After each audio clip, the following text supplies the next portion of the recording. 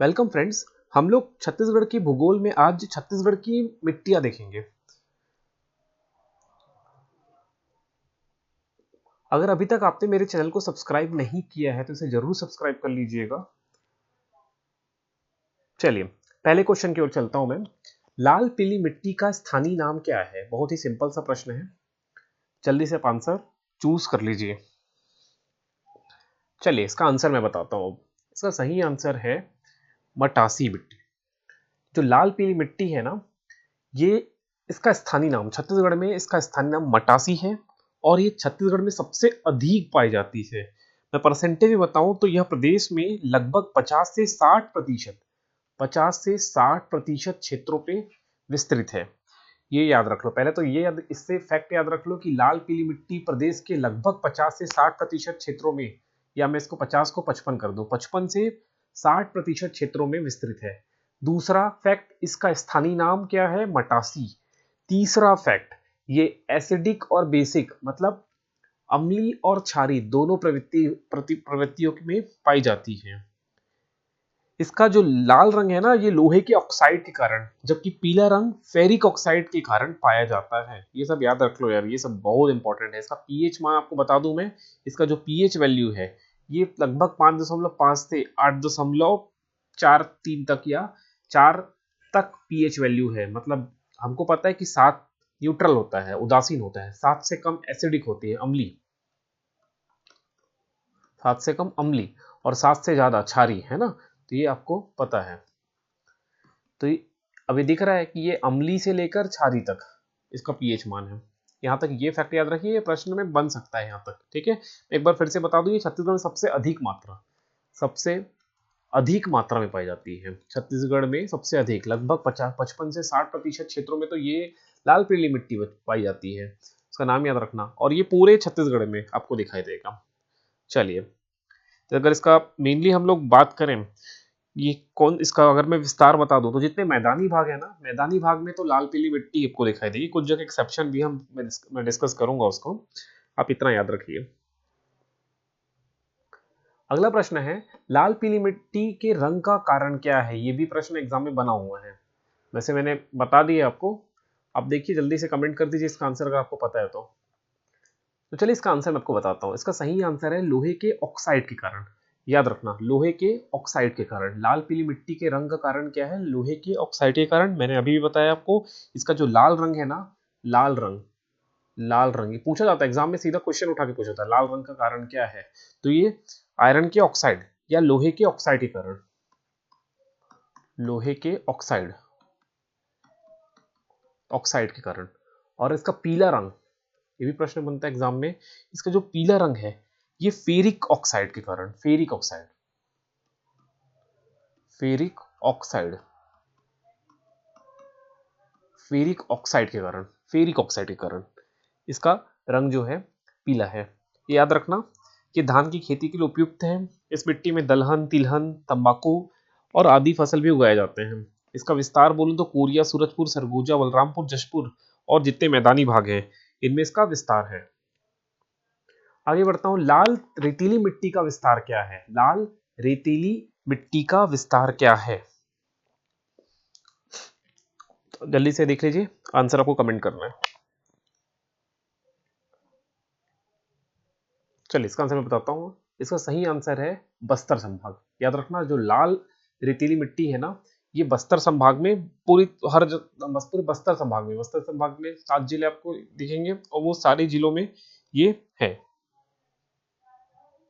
तो ये, इससे पहले मैं आपको बता दूं कि जो छत्तीसगढ़ में जो मिट्टी है ना, वो संरचना एवं गुण के आधार पर मुख्यतः 5 भागों में डिवाइड किया गया है, 5 वर्गों में।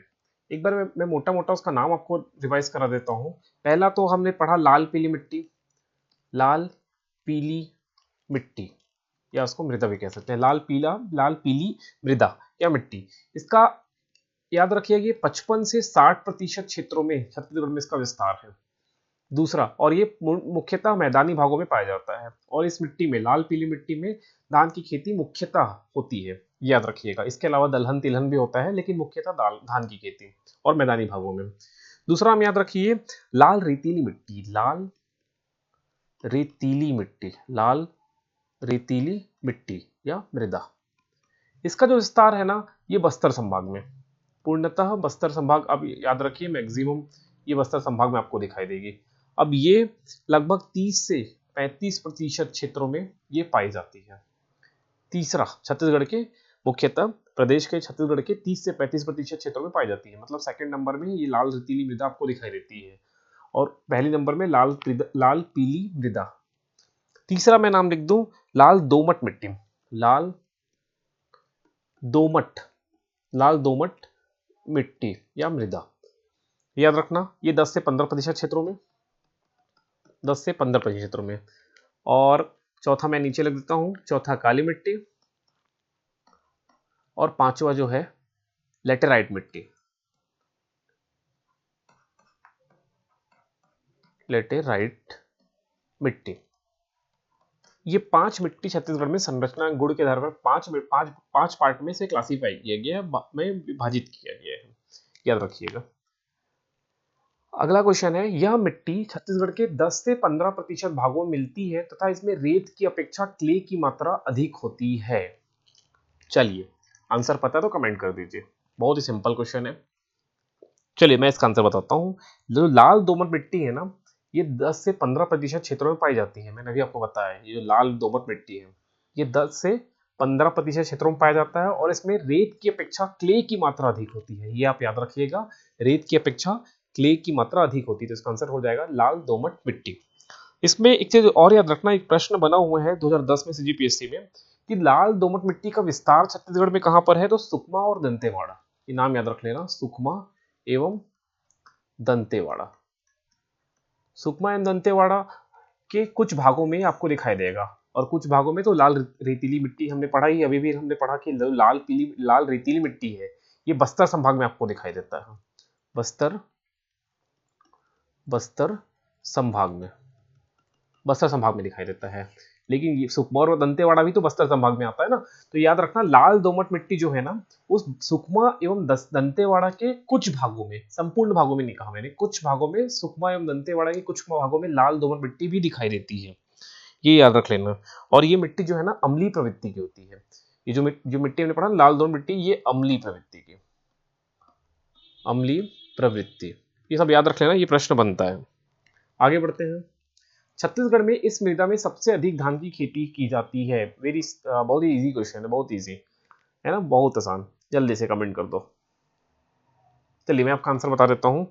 जो लाल पीली मिट्टी है ना, वो छत्तीसगढ़ में सबसे ज्यादा भागों में पाई जाती है और मैदानी भागों में पाई जाती है। और हमको पता है कि मैदानी भागों में ही धान की खेती मैक्सिमम होता है ना, तो छत्तीसगढ़ में सबसे ज्यादा धान की खेती लाल पीली मिट्टी में होती है, याद रखना ये। और एक चीज और याद रखना, जो लाल रेतीली मिट्टी है जो बस्तर संभाग में पाया जाता है, इसमें मुख्यतः मोटे अनाज की खेती की जाती है। मोटे अनाज की खेती की जाती है, जैसे मक्का, ज्वार, बाजरा, कोदो, कुटकी, ये सब, ये याद रख लेना। और ये जो लाल रेतीली मैंने बताया आपको अभी भी, ये बस्तर संभाग में ही विस्तृत है। इसके अलावा ये राजनांदगांव और बालोद के दक्षिणी भाग में भी दिखाई देता है ना, इतना याद रख लेना। अगला प्रश्न है, सुकमा एवं दंतेवाड़ा के कुछ क्षेत्रों में यह मृदा पाई जाती है। मैंने अभी भी इसका आंसर बताया है, तो इसका आंसर था लाल दोमट मिट्टी, याद रखना, मैंने अभी बताया इसको। अगला प्रश्न है, छत्तीसगढ़ की यह मृदा अम्लीय तथा क्षारीय दोनों प्रवृत्ति की होती है। बहुत ही आसान क्वेश्चन है, फर्स्ट क्वेश्चन में मैंने इसका आंसर बताया था, जल्दी से आंसर बता दो आप।